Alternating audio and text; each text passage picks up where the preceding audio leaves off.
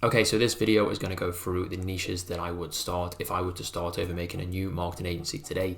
I work in so many different niches because the clients that I work with obviously work in a range of different niches, and I have a bit of a good read, more than most people, on what niches are working right now and what makes a good niche. So even without stepping into this niche and going out and sending outreach, I have a good read on what niches would work and which ones aren't really getting the kind of attention that they should be getting, because there's a lot of potential there. So if you're not familiar with me, my name's Ben Lister. I help agency owners by documenting all my learnings on this YouTube channel that help me to make about multi-six figures per year. So 5 niches I would start an agency for today.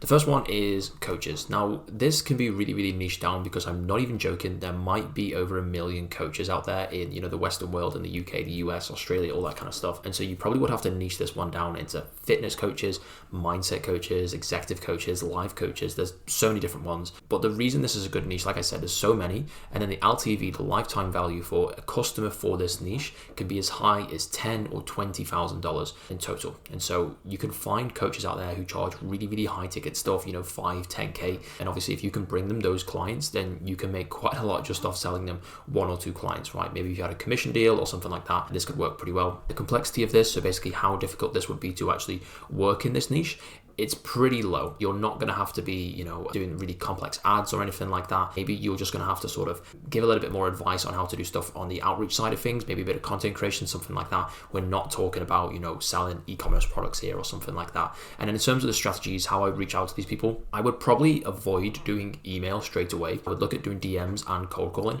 A lot of these coaches will have their social media pages out there, and they're probably going to be trying to post some kind of content, whether or not that's consistent or not. So you could probably drop them a message and they will see it. Whether they'll respond to it, obviously it depends on your messaging. And a lot of these guys will have their phone numbers out there, so you can give these guys a call, run your script by them, whatever it may be, and basically just present the offer to them. And so if you're going to create an offer around this, I would recommend creating an offer that revolves around sales appointments or direct clients. These guys aren't going to be interested in, leads as such. Don't want to be really chasing a lot of their leads. If someone can come to them and say, okay, I have a person who is ready to jump on a call with you, and you can talk to them about your offer and you can sell them their offer, that's going to be a really good sell. And then obviously if you give these guys clients, that's the best thing you can offer. And so one of the reasons that I like this niche is because my company is crushing it right now for agencies who target coaches. And we've been able to do this time and time again, where we have a agency who focuses on coaches. They come in and we absolutely crush it for them. So I have a lot of confidence to know that this would be pretty successful if you have the right kind of messaging out there. And I know that it's possible to sign a bunch of these guys, and to actually deliver the service isn't actually that hard anyway. So I think it's a pretty good niche. And like I said, there's so many of these guys out there. You can niche down further to make something that's really unique and really specific, so you can have a really good offer. And these guys also have quite a lot of profit. The profit margins are quite high. If they are charging 5, 10K for a course or some kind of coaching program, they don't probably have that many costs. Maybe they have a few sales costs, maybe they have a few, overhead costs, things like that. But you're probably talking 70, 80, sometimes even more % as a profit margin. So if you can offer, a 10% cut of that, then they'll probably take it, and they're probably still going to make a lot of money. And obviously it's business that they wouldn't have had if they didn't work with you. The next one is going to be childcare or nurseries or daycares, anything that really looks after children or kids. And the reason for this is because there is so many of these in the US alone. There's like 500,000 businesses, and a lot of these are going to be small businesses where, it's just like one person who's looking after like a handful of children, for example. But a lot of these are serious businesses, right? And I don't see an awful lot of marketing that's out there for these kind of companies. Obviously, I'm not the target audience. When I do a bit of research and understanding, are there any agencies out there like this? What kind of companies are there? Are these guys doing Facebook ads, social media ads, things like that? They're probably not. And I haven't seen a lot of evidence to say that they are. The amazing thing about this is the lifetime value for these customers is super high. Childcare is notoriously expensive, and if you are a family of 5, you have 3 kids, and obviously each of those kids is going to be needing to go through childcare at some point. You're talking maybe 15 years of work from one family. And so if you can put an ad out there or some kind of content that brings this one person in and convinces them that this childcare company is the company for the family, then you're talking tens of thousands of dollars there just off this one person. The complexity for this is going to be medium. I think advertising in this kind of environment environment might be difficult. Finding, new moms, for example, new parents, things like that could be difficult. And obviously working in that environment might be more complex than if you're just selling, home improvement products, for example. But the strategies for this, these guys are going to be everywhere. So you get able to DM them, cold call them, email them. They're probably looking for a lot of business, and they're probably trying to get as many customers potentially as possible. So they're probably on quite a few different platforms.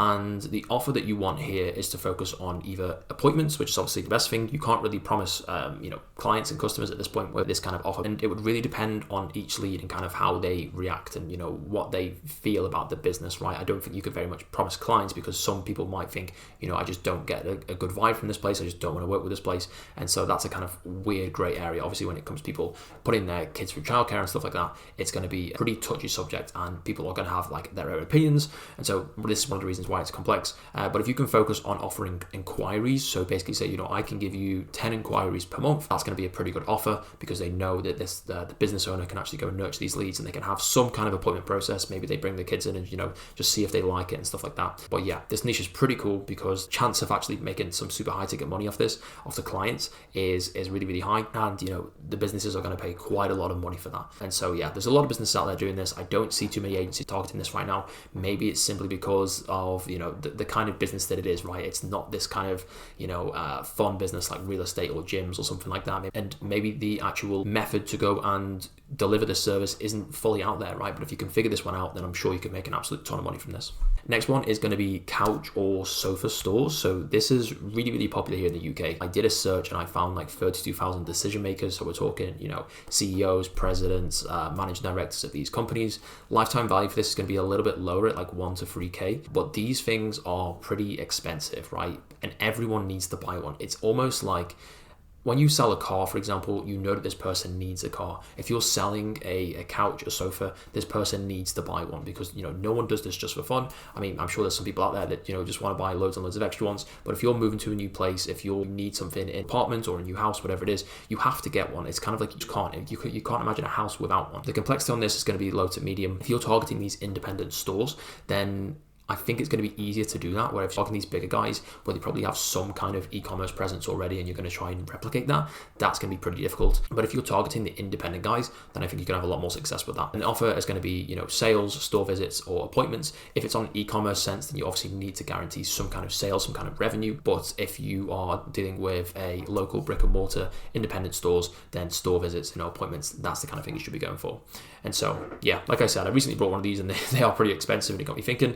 And the environment that these businesses are in, they always have salespeople around. So if you go into one of these shops, salespeople come to you, they try and sell you stuff. Obviously, they use their sales techniques and stuff, and these guys obviously get paid a commission. And so these business owners will already be understanding of the fact that they can pay someone to sell their services. And so if they're giving commission to salespeople, they can probably give commission to some kind of marketing agency or some kind of business that is promising them more sales. Okay, next one is going to be dog training or dog walking. Now, this is a very, very weird niche, to be honest with you, but it's a pretty large market. It has the size of like 40k businesses. The LTV is going to vary quite a lot here. We're talking as low as sort of $250 up to as high as 5,000. If you're someone with multiple dogs and you have these dogs at a pretty young age, and then you give them to a trainer or a walker for the next 5 years, that can obviously stack up pretty quickly. The complexity on this one again is going to be low. It's very, very easy to advertise to pet owners because they absolutely love their pets. And what I tend to find is that people who have dogs and they have pets or whatever else, they almost treat them like a child, right? Like one of their children, but they don't actually spend that much money on their pets compared to how much money they spend on their children, right? And so there's always this market of like, well, they don't actually cost me that much, and to get this guy trained and to have him walked all the time, it wouldn't actually cost that much compared to if I were to put my children through school, right?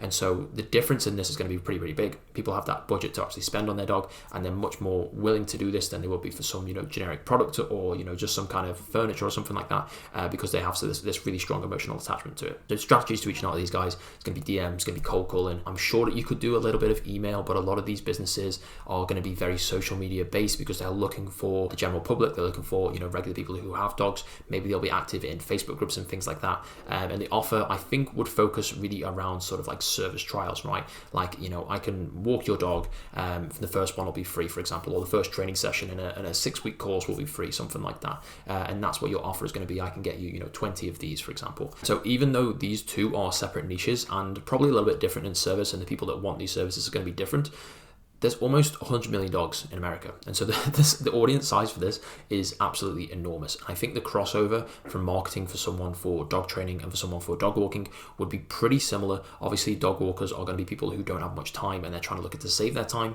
but people who are training their dogs are going to be ones who are actually focused on making sure the dog is, well behaved and things like that, right? But it all comes down to the same thing. They want to look after their pets. And if you are someone who's walking the dog, obviously they want to make sure that they get out and they have that enjoyment. And if they're training them, they want to make sure that they have the good life and they, are actually well behaved and that they can be in a home environment, right? They can be domesticated. Your targeting here is very, very similar. So I think that if you targeted these two separate niches and you basically worked with these clients at the same time, you could run virtually the same product, just a slight difference in messaging. Okay, so the last one would be nail salons. Now, this is a big market. We're talking 200,000 businesses here. The LTV on this one could be as high as $5,000. I think it could actually be more in some circumstances, but the complexity on this one, I would say sort of low to medium. A lot of these guys do have some kind of good marketing out there. It's very, very social media based. But I think that if you can get in there and basically promise to fill those guys' calendars up, you're going to make a lot of money. These companies do make a lot of money and they charge quite a lot, right? If you can get them a customer who comes back month after month after month, you can charge, $100 or more every single time. And some of these customers come back, at least once a month, if not more. So if you give them a customer like that, you're going to make a lot of money. And, obviously you could work on maybe a commission basis or something like that. Pretty risky, I would say, to start with, but obviously just to get your foot in the door, I think it might be a good idea. But from an offer perspective, I would promise appointments and leads. Like I said, difficult to actually promise that someone's going to come in and spend a certain amount. And it reminds me a little bit of the med spa niche, because obviously people have certain treatments and certain procedures that they want. I don't fully know the ins and outs of the nail salon industry, forgive me, but if there is a specific treatment that is more expensive, or it's a certain thing that is quite popular right now, then that thing is going to be something that you can push, right? And you can guarantee a certain number of those. But yeah, DMs, cold calling, cold email, these guys are going to be on the phone all day long, taking appointments, taking questions of customers, so give them a call. Email, to be honest with you, I think email may be one of the worst ones out of these three.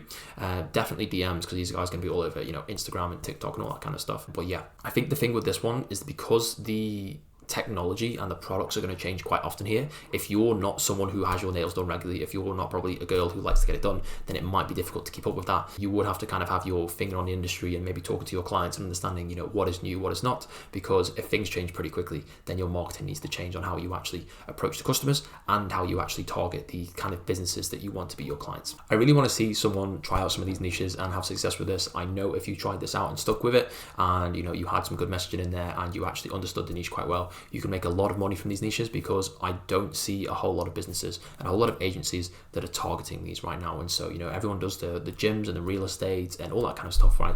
But no one is talking about these very, very specific niches. And there's a potential there to reach out to businesses who have literally never been reached out to before. So you can make an awful lot of money and have an awful lot of success with your appointment booking and definitely your sales. So if you're looking for new ways to sign clients, go ahead and click the first link in the description. It's not some, email opt-in or anything like that. I'm not asking for anyone's phone number. I definitely won't be texting you 10 times a day. It's literally just a video of me explaining what my company does and how we do this and how we've done this many times before. But yeah, you don't have to click it, of course. I don't really care if you do or not, but it is there. But if you like the video, then click the like button, obviously, and comment if you want me to cover anything specifically in the future, and subscribe if you want to see more. But yeah, appreciate you watching this one to the end. Cheers.